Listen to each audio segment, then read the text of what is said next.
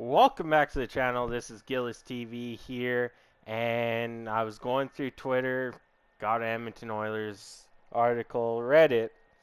Thing that caught my eye was it saying the Oilers should trade Evan Bouchard. In my mind, while I was driving, yes, I was reading it and driving. Probably shouldn't do that, but it was something my notifications picked up. I was driving, and I just kind of was like, how insane do you have to be to suggest trading Evan Bouchard?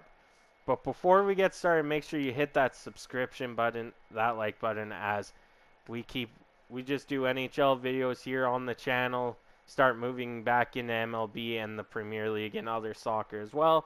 Let's get this video to 10 likes. Now, like I said, it was from Oil on Whyte, and they suggested Evan Bouchard should be traded.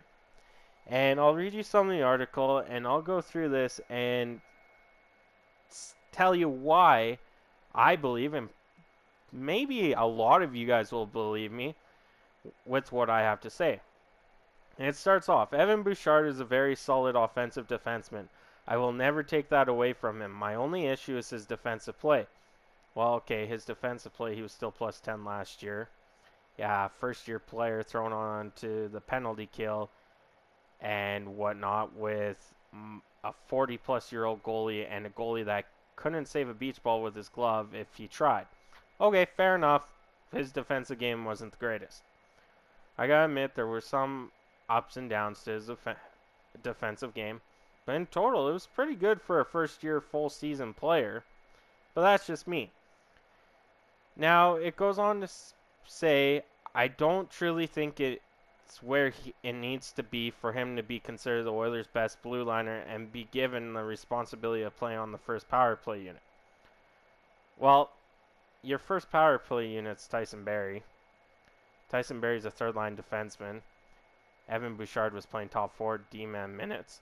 And, given the chance to play on the power play over Tyson Barrie should be something that's earned, which I believe Evan Bouchard has earned it. But let's keep going. His first full season with the Oilers was really something special to watch in the offensive zone. He racked up 12 goals and 31 assists for 43 points while quickly becoming a fan favorite. His Bouch bomb slap shot is something many fans love to watch and was one of the many reasons he's seen the team's next power play quarterback. Seen as the next team's quarterback. Bouchard has to pick his defensive game up. He has to. There's no way around it. He's not good in his own zone. He was actually decent in his own zone, if you think about it. Maybe the 5-on-5 numbers are misleading a bit. But in a sense, again, thrown on to a power play with an older goalie that got injured, so on, and what he did in the playoffs. I believe his defensive game is better than other people at his age for their first year, but let's keep going. Pick up his defensive game. He has to. There's no way around it. He's not good in his own zone and often relies on his teammates to make the tough plays in that end. Watching the games, you see him make bad plays on the zone exits. Well, I'm sorry. No one's perfect. We're all human. You got to say that for Ceci, Kulak, Keith, Nurse, Russell, Niemelainen. Everyone has a bad play a game. We're human. It's the NHL. These guys are making millions a year. They're gonna still mess up when it comes to this stuff. He apparently lost puck battles he had in games were horrific. First part of the season, sure, I'll agree with that. Stepping into the NHL, sure. But playoffs and later on in the year, he actually wasn't that terrible. You got to think about it. He played with Nurse for some of that time. Once he got moved with Keith, he actually got better. Keith was teaching him. That's all the kid needed, was a mentor to help him out, and Keith has and probably will still do that for the Edmonton Oilers D-men. He's a rookie. He can bounce back for sure. For a guy that will likely push 60 points if the Oilers decided they wanted to trade Bouchard, I'm not entirely against it. He's going to be asking way too much money, and the team doesn't have it. He's not going to stay as hot offensively his whole career, so it's a huge risk for a young gun. Okay, first of all, if he could stay at the 50 plus points his whole career till he's up there in age, that's fine. If you're thinking he's going to ask for something like Darnell Nurse's money, think about how Nurse got there. Do I agree Nurse deserves it? No. But Nurse went on a bridge deal. What if Evan Bouchard signed a 3 to 4 year deal?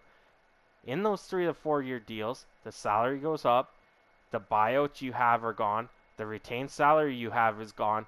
You can afford Bouchard at $8 million in 5 years from now.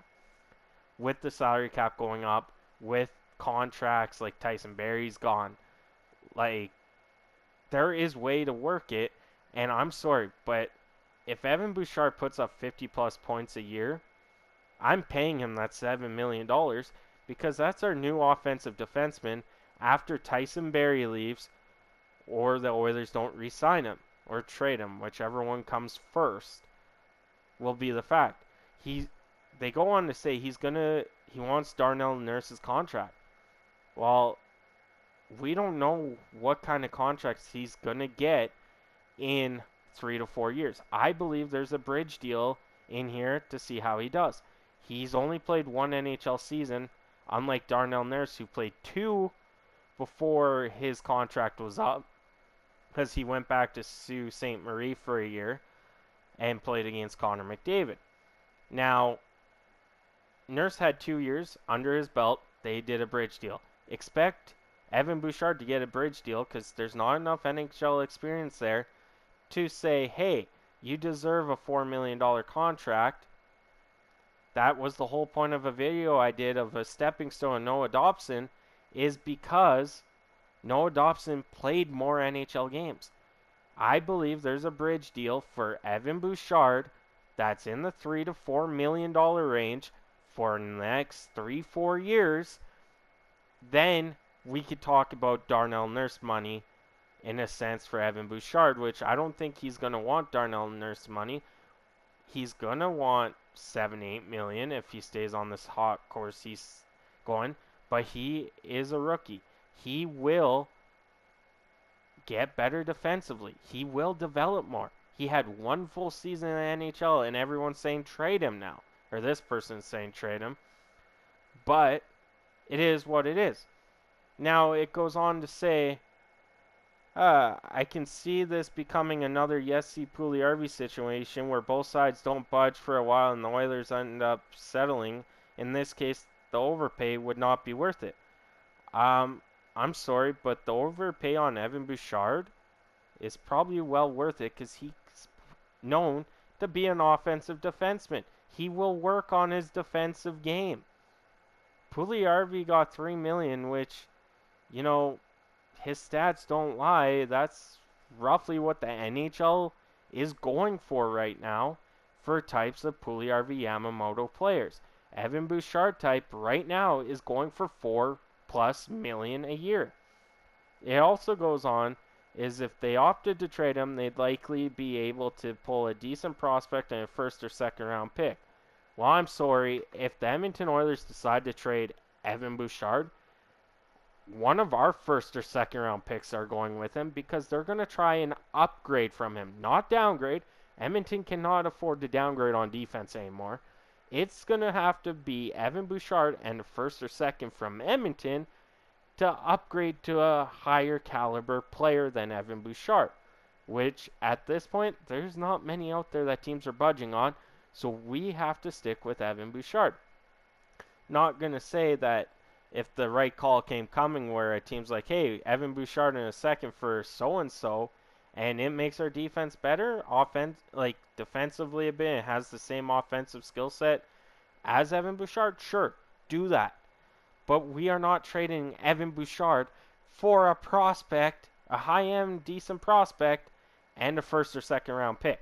That would make our defense worse than some people say it's already bad, so worse than it is. there's no point. Evan Bouchard would be traded with a pick to upgrade our defense. That's the only way I see him getting traded. And it says, get something out of him before he leaves as a free agent. Well, the thing is, he's an RFA after this year. If someone offer sheets him, we get compensated with picks anyway. So if someone offers him, Edmonton can match that offer. If it's in where Edmonton wants and he accepts the offer, Edmonton will accept that offer. If not, the higher it is, the better draft picks, and we'll probably get if Evan Bouchard's offered sheet $8 million, I think that's a guaranteed 2 first-round picks and a second, if I'm not mistaken. Could be something along the lines of that, or a first, second, and a second. But Evan Bouchard's not going anywhere right now. He's not getting traded. That's the end of this discussion. I hope you guys enjoyed the video. Let me know in the comments what you think. And hey, you guys stay safe out there. I'm out of here. I'll catch you on the next one.